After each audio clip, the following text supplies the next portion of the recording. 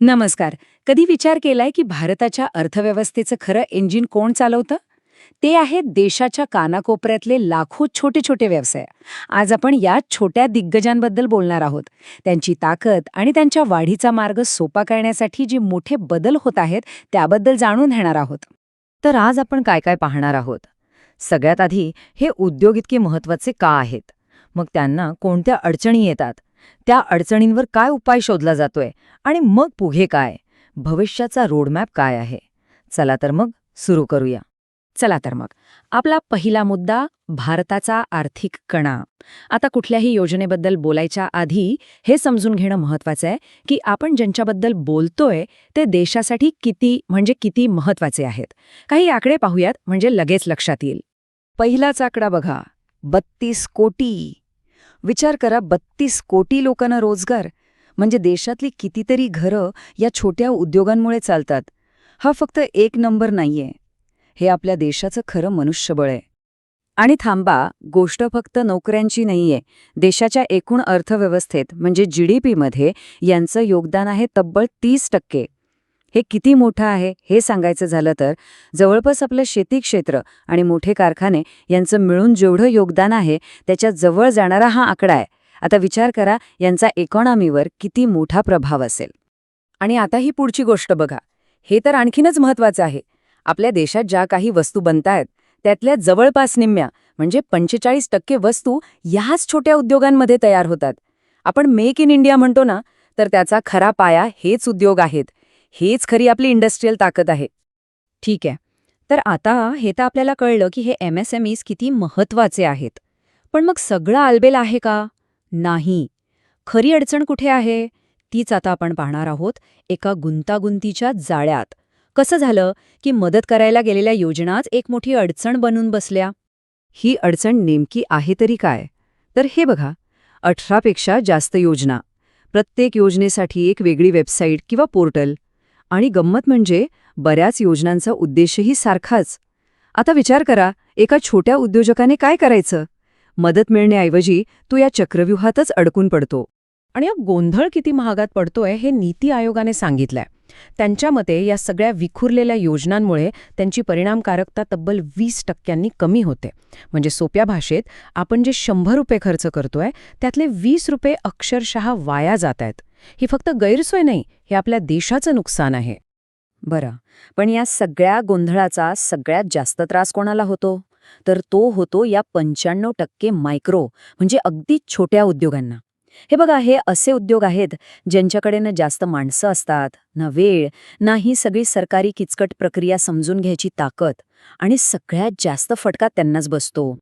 चला, आता जरा कागदावरच्या योजना सोडून प्रत्यक्ष जमिनीवर काय परिस्थिती आहे ते पाहूया. आपला तिसरा भाग, जमिनीवरची आव्हानं. म्हणजे ह्या सगळ्या व्यवस्थेचा खरा परिणाम काय होतोय? तर आव्हानं बरीच आहेत आणि ती सगळी एकमेकांत गुंतलेली आहेत. पहिलं म्हणजे योजना इतक्या क्लिष्ट आहेत की त्या छोट्या उद्योजकांपर्यंत पोहोचतच नाहीत. दुसरं, केंद्र सरकार आणि राज्य सरकार यांच्या योजनांमध्ये ताळमेळच नाही, त्यामुळे एकाच कामासाठी दोनदा खटाटोप होतो. आणि तिसरं, ज्या अधिकाऱ्यांवर या योजना राबवण्याची जबाबदारी आहे त्यांनाच अनेकदा पूर्ण माहिती नसते. हे एक प्रकारचं दुष्टचक्रच आहे. आणि ह्या सगळ्याचा सगळ्यात मोठा फटका बसतो तो पैशांवर. आज आपल्या देशातल्या छोट्या उद्योगांना तब्बल 25 लाख कोटी रुपयांच्या कर्जाची गरज आहे, पण ते त्यांना मिळत नाहीये. ही जी तूट आहे, हा आकडा किती मोठा याचा अंदाज घ्या. आपल्या देशाच्या बजेटचा एक मोठा हिस्सा आहे हा. एवढ्या मोठ्या रकमेअभावी हे उद्योग अडकून पडलेत. आणि सगळ्यात वाईट गोष्ट काय आहे माहितीये? या व्यवस्थेच्या चुकांचा सगळ्यात जास्त त्रास कोणाला होतो?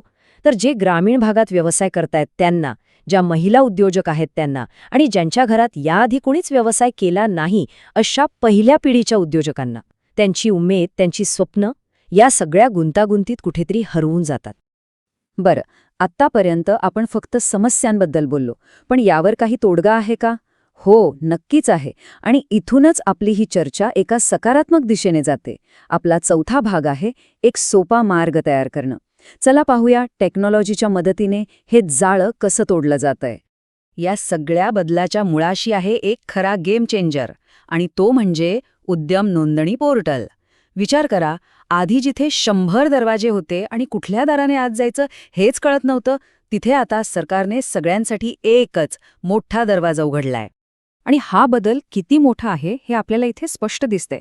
आधीची परिस्थिती म्हणजे अनेक पोर्टल्स, अनेक नियम, अनेक कागदपत्र, एक प्रकारचं जंगलच होतं ते. आणि आत्ताची परिस्थिती म्हणजे एकच पोर्टल, सगळे फायदे जोडलेले आणि कामाचा दुप्पटपणा टाळलेला.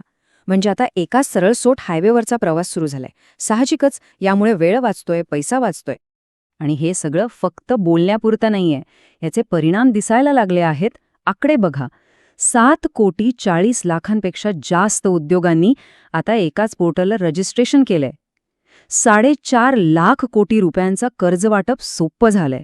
आणि सरकारी खरेदीत म्हणजे गव्हर्नमेंटच्या टेंडर्समध्ये या छोट्या उद्योगांचा वाटा आता 40% जास्त झालाय.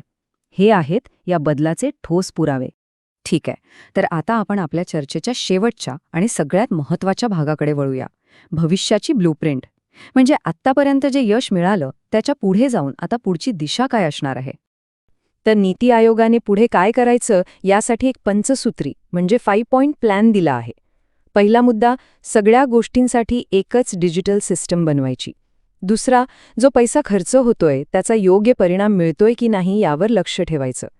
तिसरा, एकाच प्रकारच्या उद्योगांना एकत्र आणून त्यांना मदत करायची, ज्याला क्लस्टर डेव्हलपमेंट म्हणतात. चौथा, जे अगदी छोटे मायक्रो उद्योग आहेत त्यांच्यावर खास लक्ष केंद्रित करायचं. आणि पाचवा आणि महत्त्वाचा मुद्दा, सरकारचे सगळे विभाग एकमेकांशी समन्वय साधून काम करतील हे बघायचं.